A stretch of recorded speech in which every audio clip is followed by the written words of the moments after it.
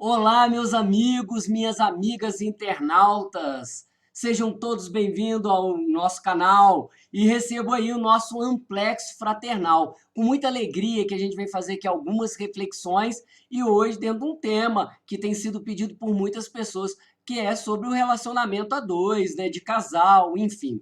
Então nós vamos trazer aqui algumas reflexões sobre o tema, no intuito de que possa te ajudar, pelo menos delinear um caminho para que você possa viver a vida a dois de uma forma melhor, de uma forma mais feliz. Então, nós poderíamos então começar fazendo uma pergunta para você. Você sabe o que é o amor? O que é a paixão? E é interessante a gente identificar esses sentimentos, porque de certa forma é o que vai fazer, vai dar um norte para a gente poder aqui refletir, porque fica muito difícil a gente não fazer reflexões com uma base teórica. Por isso que eu gosto muito dessa frase que Leonardo da Vinci trouxe para a gente, falando que aqueles que se enamoram da prática, sem ciência, é como um navegador que entra em um navio sem leme ou bússola e nunca teve certeza para onde está indo. A prática deve ser baseada em um conhecimento sólido da teoria. Eu sei que vocês vão estranhar quando eu falo sobre teoria do amor, mas é preciso realmente a gente entender o que significa o amor para cada um de nós. Então, meus amigos, entender o conceito vai nos ajudar a desmistificar esse sentimento para cada um de nós. Para que você, para que eu, para que ninguém confunda o que realmente significa amar. Se nós formos buscar na história, se nós formos buscar através das letras, nós vamos encontrar os poetas falando sobre o amor. O amor é fogo que arde sem se ver. É ferida que dói e não se sente. É um contentamento descontente. É dor que desatina sem doer. Marília, teus olhos são réus e culpados. Que sofre e que beije os ferros pesados de injusto senhor. Marília escuta um triste pastor. Se pegarmos várias poesias em relação ao amor, que nós vamos encontrar? Sofrimento. Se buscarmos na música, o que nós vamos encontrar? Eu te amo, meu amor. Sem você, eu não sou nada, já dizia o Tim Maia. Sem você, sem amor, é tudo sofrimento, pois você é o amor que eu sempre procurei em vão. Vamos encontrar em diversas letras, mostrando que o amor é um desencontro, é um sofrer. Vamos buscar aí as letras do sertanejo universitário ou do sertanejo de uma forma geral, até o sertanejo raiz. É um sofrimento danado e é isso que ressalta em muitas poesias e em muitas músicas. Encontramos as pessoas falando de traição, de desencanto, de desilusão, de abandono, porque todos nós, de alguma forma, queremos amar e queremos ser amados. Na filosofia, vamos encontrar os gregos falando de amor. Teriam até várias classificações de amor. Vários filósofos trataram sobre esse tema, mas gostaria de destacar o pessimista Arthur Schopenhauer, que descartou todos os outros antes dele e fez um tratado sobre o amor. No seu livro Vontade de Amar, ele diz que o amor é um ardil da natureza. Ele fala que o amor serve como uma finalidade de reprodução. Segundo ele, quando o instinto sexual se manifesta na consciência do indivíduo de uma maneira vaga e geral, sem determinação exata, é porque nela nasce, de uma maneira absoluta, a vontade de viver. E quando conscientemente o instinto amoroso se fixa em determinado indivíduo, é que essa mesma vontade deseja ardentemente viver em um ser novo e distinto. Então Schopenhauer coloca o amor como um ardil da natureza, uma armadilha que nos engana. Para ele não existe o amor. O dicionário confunde mais ainda o tema para a gente, fazendo definições que vai desde o máximo afeto, predisposição de desejar alguém, afeição, amizade, simpatia, mas acima de tudo, coloca como inclinação sexual, confunde sexo com amor. E essas definições conflitantes, meus amigos, é que realmente faz com que a gente se perca no mar de ilusões. Então, eu vou escolher uma definição, vou compartilhar com você, porque ela pode nos fazer, de uma maneira plena, viver uma relação feliz a dois. Para mim, Paulo traz a melhor definição sobre o amor. Lá em Coríntios, no capítulo 13, ele diz que o amor é paciente, é benigno, não arde em ciúmes, não trata com leviandade, não se ensoberbece, não se porta com indecência, não busca os seus interesses, não se irrita, não suspeita mal, não folga com a injustiça, mas folga com a verdade. Tudo sofre, tudo crê, tudo espera, tudo suporta. Não é assim que nós vemos uma mãe em relação aos seus filhos? Por mais que seus filhos errem, quando o amor é verdadeiro, é presente, há um desdobramento de si para cuidar do outro, para carregar o outro. Então é desse amor sublime que nós devemos exercitar para viver enquanto casais, para que o relacionamento tenha êxito, tenha sucesso. Então, para a gente continuar as nossas reflexões, poderíamos então aqui falar dos relacionamentos criados, desses relacionamentos que nós projetamos e escolhemos. E ao fazermos isso, nós estamos ali sujeitos às variações dele. E diz o Deepak Chopra para a gente, seja qual for o relacionamento que você atraiu para dentro da sua vida, numa determinada época, ele foi aquilo de que você precisava naquele momento. Eu acho isso fantástico. Primeiramente, por saber que, de alguma forma, nós temos muito o que aprender com relacionamentos. Mas se nós atraímos e ele serve para o nosso crescimento, haveria alguma forma para que a gente pudesse viver um relacionamento mais feliz? Infelizmente, nós somos muito afoitos e nos deixamos levar pela paixão, pela emoção. Nós sabemos que paixão é diferente de amor, né? Segundo o cientista, a paixão teria até uma duração aí na ação química cerebral que ela produz, que de certa forma nos faz ver coisa onde não tem e acabamos fazendo uma projeção de expectativa sobre o outro.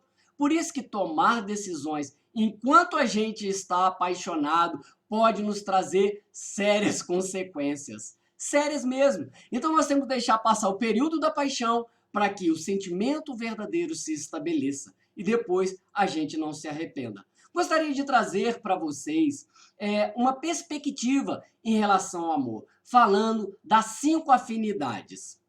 Eu gosto de falar sobre as 5 afinidades porque através da análise dela, nós podemos medir o quanto os nossos relacionamentos foram edificados com bases sólidas. Pensar sobre elas nos ajuda a identificar o que nós conseguimos perceber e escolher enquanto parceiros. Então, eu gosto de falar primeiro da afinidade física. Essa afinidade, normalmente, é a que acontece primeiro. Não vou dizer que são regras, mas de via geral, nós conseguimos identificar que muitas pessoas são atraídas fisicamente umas pelas outras. E aí poderíamos dizer que Schopenhauer teria razão, né? Esse desejo de reprodução. Olhamos para alguém, alguém olha para nós e ao encontrar os olhares, nós vamos começar a identificar algo naquele indivíduo ou naquela pessoa que nos agrade. O jeito de andar, o jeito de falar, o sorriso, o cabelo, os olhos, uma parte determinada do corpo e assim vai. Atraímos-nos fisicamente e isso faz com que a gente se aproxime do outro e o outro se aproxime de nós. Porém, sabemos que relacionamentos que se baseiam apenas nessa afinidade tende a não durar, porque depois que passa as emoções, depois que passa o desejo, a gente vai em busca de outra emoção física. Então, ela poderia ser uma das primeiras, porém não a única. Teremos então a afinidade emocional. Eu costumo dizer que o relacionamento é semelhante a uma empresa.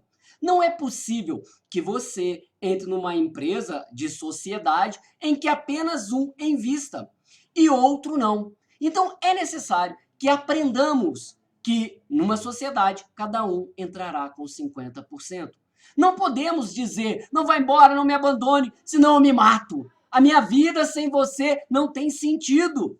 Bom, se eu não consigo me amar, como eu serei capaz de amar o outro? Amar ao próximo como a si mesmo. É uma proposta até evangélica. É preciso se amar. E quando eu me amo, eu vou desejar o melhor para mim. E se o outro não está disposto a fazer uma parceria, uma sociedade, é melhor que eu encontre alguém que o queira. Mas não dá para viver de uma emoção em apenas um envolvimento, que haja apenas o envolvimento de uma parte. É muito importante que os dois estejam comprometidos com essa afinidade emocional. A terceira afinidade é a afinidade intelectual. Eu gosto muito dessa afinidade porque todas as vezes que eu falo sobre ela, eu me lembro de uma passagem, de uma frase de Nietzsche, que ele perguntava às pessoas que queriam se casar: a pessoa com a qual você pretende se casar é a pessoa que você gostaria de conversar o resto da vida? Porque depois de todas as emoções, o que resta num casamento, num relacionamento, é a arte de conversar, é a amizade. Se você não tem prazer em conversar com a pessoa, como que você vai continuar a viver com ela de uma forma feliz? As relações, elas são mantidas pelo prazer que ela nos dá. E depois que passa o desejo sexual, que diminui em todas as criaturas, a tendência é que a gente busque outras formas de prazer. E se relacionar, conversar, a companhia do outro é fundamental para um relacionamento saudável. Na afinidade intelectual, eu também me lembro de um caso que envolveu Einstein, quando uma mulher chegou para ele, uma modelo lindíssima, e falou assim: Einstein, já pensou um filho nosso, que maravilha que seria, com a minha beleza e com a sua inteligência? E ele então retrucou: mas você já pensou que desgraça seria uma criatura com a minha aparência e com a sua inteligência? É uma brincadeira, às vezes agressiva, mas que nos faz pensar sobre a questão da afinidade intelectual. Se unirmos duas pessoas em que um nível intelectual seja muito distante, uma pessoa genial, uma pessoa extremamente intelectualizada, com uma pessoa tacanha de inteligência, uma pessoa que tenha dificuldade de desenvolver raciocínios básicos, como poderá haver conversa entre esses indivíduos? A relação social, a relação intelectual, vamos dizer assim, ela vai ser fomentada por esse desejo de conversar. Então, é necessário que os indivíduos que pretendem ficar junto, criem aí, veja no outro que se há ou não a afinidade também intelectual. A nossa próxima afinidade é a ideológica. Afinidade ideológica é muito interessante. Por quê? Quando nós falamos de ideologia, é aquela proposta que elegemos para a nossa existência. Se você não conseguir um parceiro, uma parceira que compartilhe dos seus ideais, que seja totalmente antagônicos dos seus ideais, como viver junto com essa criatura? Como poder passar dias, construir algo em comum, se o que ela deseja é totalmente diferente de você? Conheço pessoas, homens e mulheres, que entraram num relacionamento desejosos de serem pais, mães, queriam uma prole gigantesca, um monte de filho, porém o cônjuge odeia crianças, não quer ser pai ou mãe de forma alguma. Passam a vida às vezes juntos, mas com uma grande frustração porque não foram atendidos em sua ideologia primordial. Se nós pegarmos um indivíduo que quis ser missionário na África, fazendo um trabalho com as comunidades carentes lá, se ele quer passar a vida inteira assim, como ele vai viver junto com alguém que idealizou a vida tendo sucesso numa empresa no centro de São Paulo? Então é necessário que as ideologias também se casem para que a gente tenha sucesso na empreitada abraçada.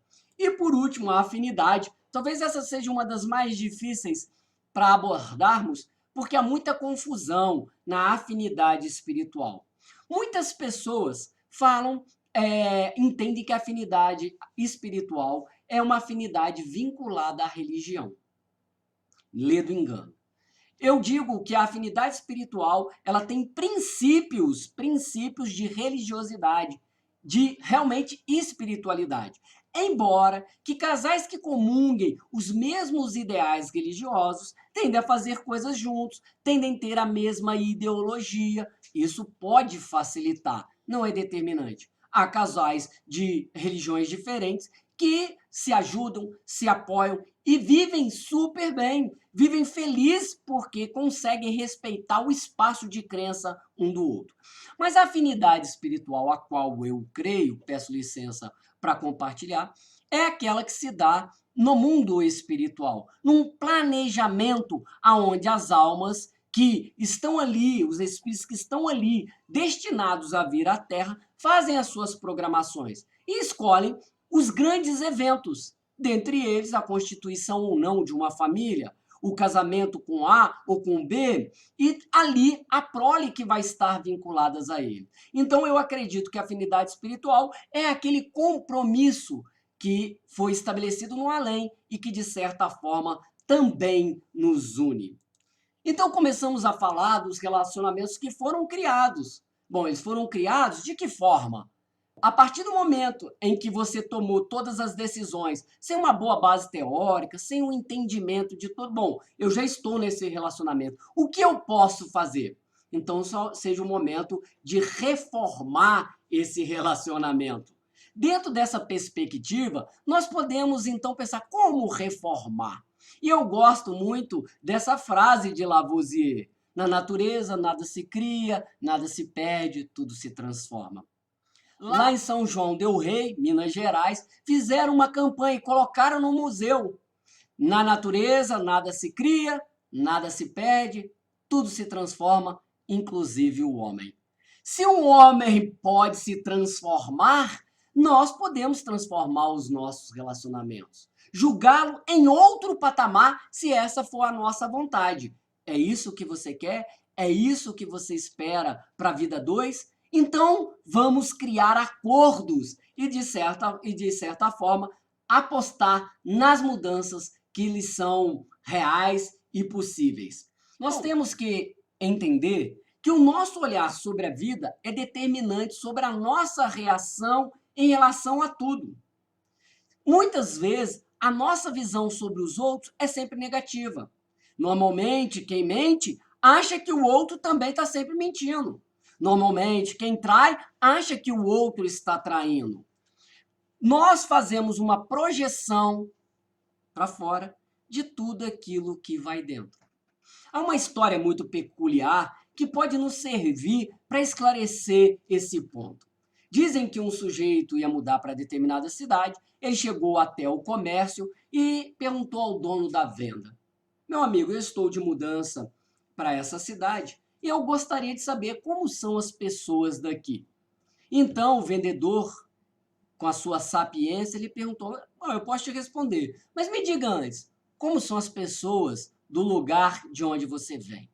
E o sujeito disse: são pessoas imprestáveis, fofoqueiras, são pessoas maledicentes, são pessoas que tomam conta da vida dos outros, são terríveis, são más. Mas e as pessoas daqui? O vendedor disse: da mesma forma, as pessoas são iguais às de onde você vem. Aquele sujeito foi embora, passou um tempo, entrou outro, com a mesma história: meu amigo, eu estou mudando para essa cidade, eu gostaria de saber como são as pessoas daqui. E o vendedor lhe perguntou: bom, eu gostaria primeiro de saber como são as pessoas do lugar de onde você vem. Bom, as pessoas de lá são amigáveis, são bondosas, elas estão sempre dispostas a ajudar. Mas e as pessoas daqui, como são? E o vendedor disse: da mesma forma. São pessoas bondosas, dispostas a ajudar, você vai se dar muito bem aqui. Quando aquele indivíduo saiu, um sujeito que ouvira a resposta anterior do vendedor para o primeiro que perguntou, e a do segundo também, questionou: ué, como que o senhor dá resposta diferente para os dois? E ele então falou: olha, meu amigo, sempre onde estivermos será uma projeção do que há dentro de nós. Como nós vemos o mundo, assim o projetamos. Se as minhas lentes são escuras, projetarei uma visão de um mundo escuro. Se as minhas lentes são coloridas, projetarei uma visão do mundo colorida. É assim que nós somos. O que é comum que nós façamos o quê? Projetamos nos outros as nossas sombras. Tudo aquilo que nos incomoda, a gente começa a projetar nos outros. Por isso que fica também, às vezes, fácil e cômodo culpar os outros quando tudo está errado. Porque à medida que você coloca nas mãos dos outros a responsabilidade de que a vida é ruim, de que não presta, você não tem o que fazer. Porque se a minha vida é ruim por culpa dele, o que eu tenho a dizer? O que eu tenho para fazer? É culpa dele. Mas quando você traz a responsabilidade para a sua vida, você se torna o gestor da própria existência.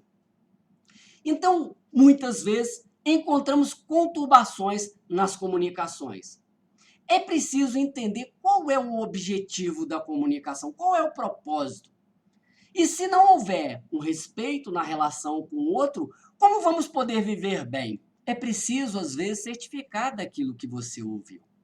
Perguntar para o outro sobre o que ele quis dizer, para que ele repita e você então processe. Se houver dúvida, faça perguntas. É importante no processo de comunicação, às vezes, a gente dizer algo e perguntar o que o outro entendeu, para que não haja ruídos na comunicação. Porém, só pessoas maduras, equilibradas, terão o potencial para melhorar seus relacionamentos. Enquanto ficarmos melindrados, magoados por qualquer coisa, teremos uma dificuldade enorme em superar as nossas fragilidades e continuaremos a projetar a culpa nos outros. Sobre a arte de conversar, nós podemos entender que é preciso, se eu vou em outro país, falar o idioma daquele país para que eu me entenda, para que eu os entenda. Então é importante a gente trazer isso para o relacionamento. O Gary Chapman, ele nesse livro, As 5 Linguagens do Amor, ele traz para a gente uma perspectiva onde ele identifica que cada pessoa tem uma linguagem própria. E às vezes no relacionamento, a gente vai com a nossa linguagem e não consegue fazer com que o outro nos entenda. E muitas vezes não somos entendidos pelo outro, mesmo que a gente dê o melhor. Para algumas pessoas, há necessidade de palavras de afirmação. Reforçar aquilo de positivo que o outro tem. Mostrar que ele é importante dizendo. Quantas pessoas falam, eu não digo que amo, ela sabe que eu amo. Se eu não a amasse, eu não estaria com ela. Mas algumas pessoas precisam ouvir que ama, ouvir que são importantes, ouvir que aquilo que fez ficou bem feito, que agradou. A mudez para as pessoas que têm o idioma, palavras de afirmação, gera um sofrimento tremendo. E para o outro, que talvez não seja forte esse idioma, está tudo normal. Outras pessoas necessitam de tempo de qualidade. Às vezes nem tanto a palavra de afirmação ficar falando, mas precisa estar junto. Seja vendo um filme, seja passeando num parque de mão dada. Não importa a forma que você vai gastar com o outro. Se o idioma da pessoa é tempo de qualidade, ela vai querer estar esse tempo com você. E que esse tempo seja bom. Não em brigas, não em discussões, mas fazendo coisas que dê prazer aos dois. Há aquelas pessoas que a linguagem principal é de presentes. Às vezes você imagina, mas eu não tenho dinheiro, como é que eu vou dar presente? Para a pessoa cuja linguagem é presentes, às vezes uma rosa colhida no meio do caminho, no jardim do vizinho, vai lhe agradar, vai lhe trazer alegria. Um bombom, meu bem, eu estava em tal lugar, sei que você gosta de bombom, eu trouxe para você para adoçar o seu dia. São pequenos gestos que os presentes vão representar para a pessoa que tem essa linguagem. Para outros, é atos de serviço. Quando você faz algo em favor dele, você está falando a linguagem dele. São aqueles cuidados, ou trabalhar junto, ou desenvolver alguma obra social. Atos de serviço. É quando a gente põe a nossa energia em favor da felicidade do outro, quando ele necessita de realização de algo. E a última, o toque físico. Muitos relacionamentos fracassam exatamente por se distanciarem emocionalmente. É normal que em alguns relacionamentos, alguns indivíduos se importem menos com a própria aparência. Então, um descuido com o lado pessoal, às vezes a barba crescida, mal crescida, às vezes aquele banho que passa despercebido, a falta de um desodorante, de um perfume, um corte de cabelo que ficou ausente, aquele cuidado que a gente deveria ter com o próprio corpo para conosco mesmo, para que também se visse de atrativo para o próximo. A gente sabe que o tempo leva à beleza, né? Porque nós casamos cheios de ilusões. Não é assim que a gente aprendeu? A mulher espera o príncipe encantado e o homem espera a princesa encantada. Porém, aí acaba casando a bruxa com o sapo. É lógico que não dá certo, não é? Porém, na vida 2, quando você está enamorado, como é que a gente se relaciona? Você vai encontrar com a namorada, ela está perfumada, o cabelo arrumado, a unha pintada, o batom. E existe ali um cuidado e um zelo para se apresentar para o outro. E, via de regra, o homem também vai bem cuidado, porque ele quer agradar, ele quer mostrar a melhor face dele. Mas na vida 2, a gente permite que o tempo, muitas vezes, cause esse descuido, diminuindo o interesse do outro. E às vezes você não sente vontade de tocar nem de ser tocado. Mas se a linguagem do outro é um toque físico, como ficará a relação? Você passará a imagem de que não o ama mais, de que não a ama mais. Então é necessário que haja o toque para que haja o equilíbrio. Não é todos os dias, mas há necessidade de fazermos o esforço de falar a linguagem do próximo. Bom, os relacionamentos podem ser reformados, mas podem ser também transformados. Eu gosto muito dessa recomendação de Chico Xavier. Coloque uma gota de verdade em um litro repleto de amor para conversar com as pessoas. Talvez os relacionamentos faltem isso, esse tato para poder falar com o outro. Essa gotinha de amor, na verdade, que muitas vezes a gente quer jogar na cara do nosso parceiro, da nossa parceira. Chico diz que a verdade seria semelhante a um diamante bruto. Diamante é uma pedra. Pegue uma pedra de diamante bruto e joga no rosto de alguém. Vai ferir. Possivelmente a pessoa vai pegar e jogar a pedra de diamante em você de volta, porque feriu, porque machucou. Segundo ele, o diamante deve ser oferecido como um presente, e assim é a verdade, oferecida, né? Utilizando uma gotinha num litro repleto de amor. A chance da gente ser ouvido é muito, muito maior. Entendemos que o relacionamento é igual uma casa. Precisa de reparos, precisa de cuidados. Se uma lâmpada queima, a gente tem que trocar, não é assim? O problema é que muitas vezes a gente não tem mais paciência para trocar lâmpadas.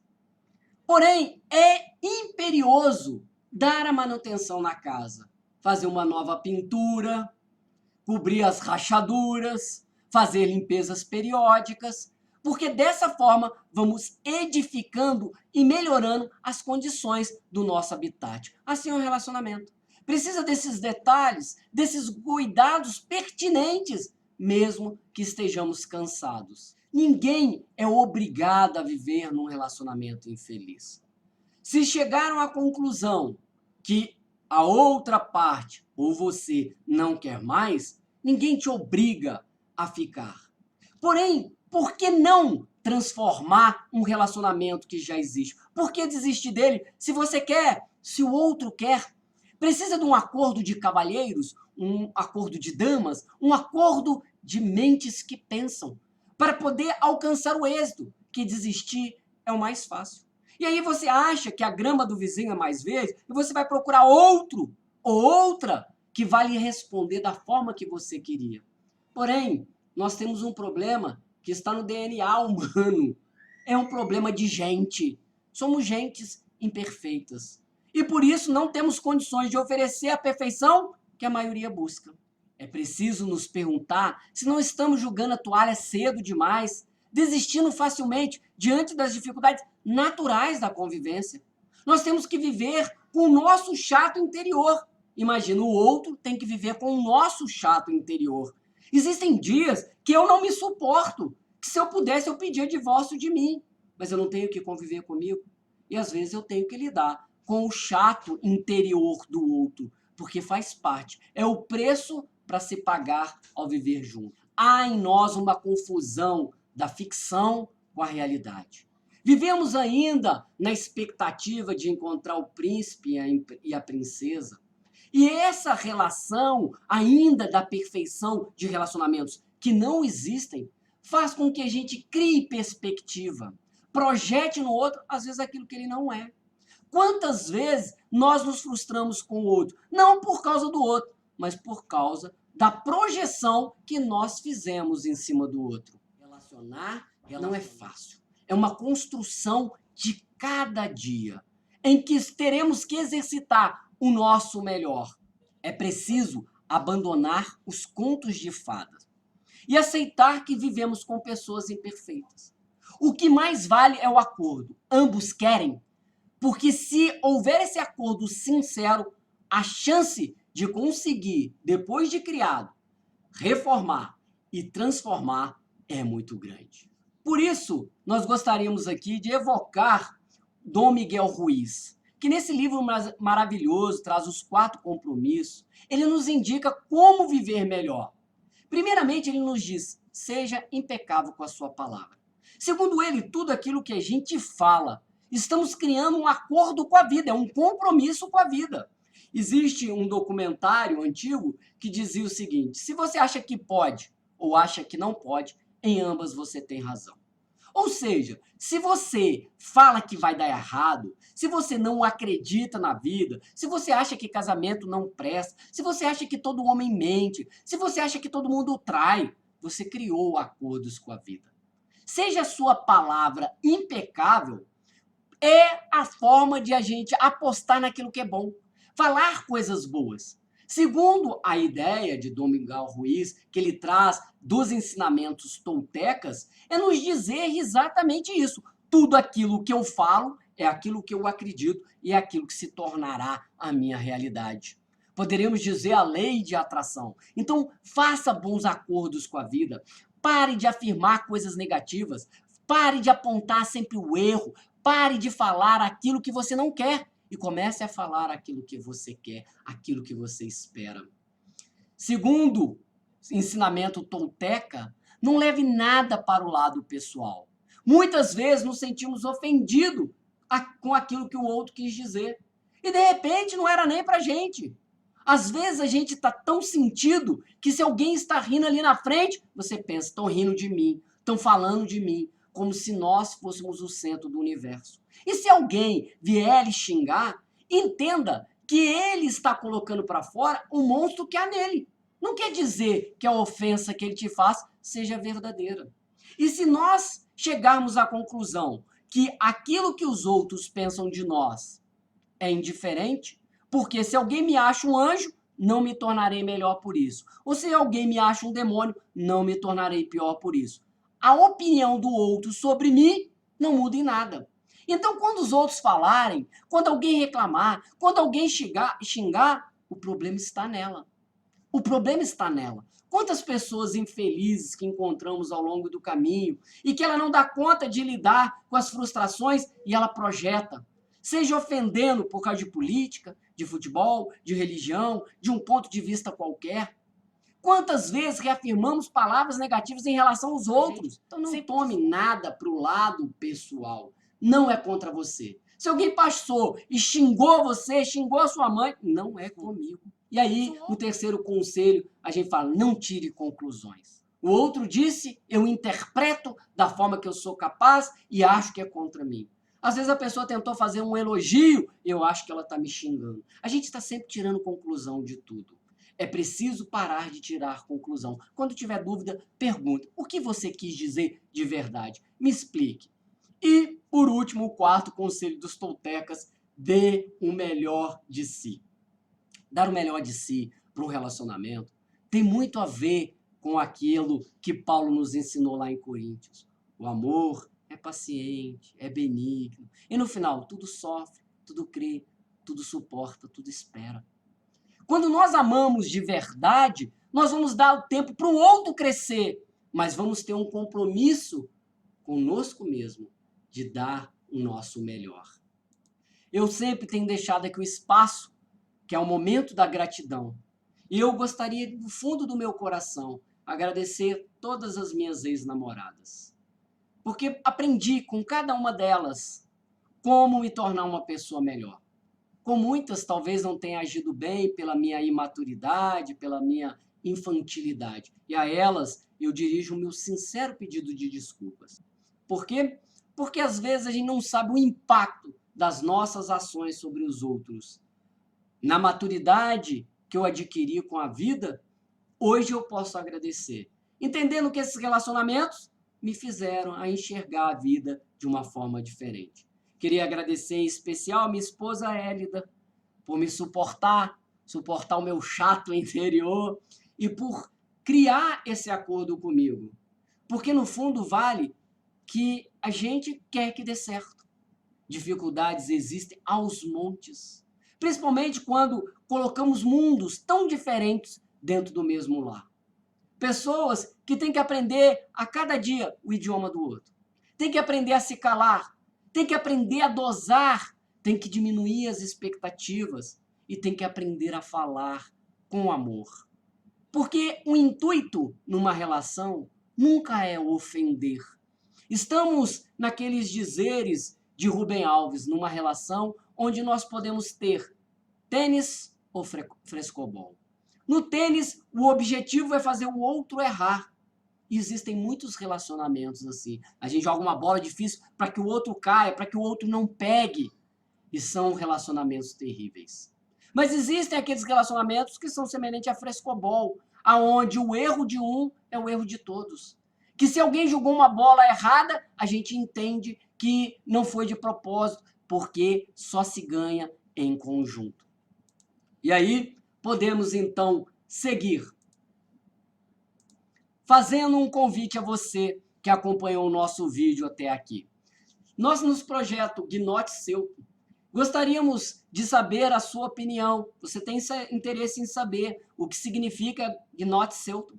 Muito mais do que o significado, o que está por trás dessa palavra. Se for do seu interesse, escreve nos comentários, #quero saber. E nós vamos produzir um vídeo com esse conteúdo. Nós deixamos aí as nossas mídias sociais. Se quiserem nos seguir aí lá no Instagram, @xnelson10. No nosso canal a gente pede para que você se inscreva, ative o sininho para receber as notificações, dê o like aí, o joinha se gostou, compartilhe para que essas ideias possam chegar às outras pessoas e aqueles que quiserem podem também seguir as minhas postagens no Facebook. Deixamos aqui o nosso sincero amplexo fraternal e até semana que vem, porque tem mais vídeo. Namastê.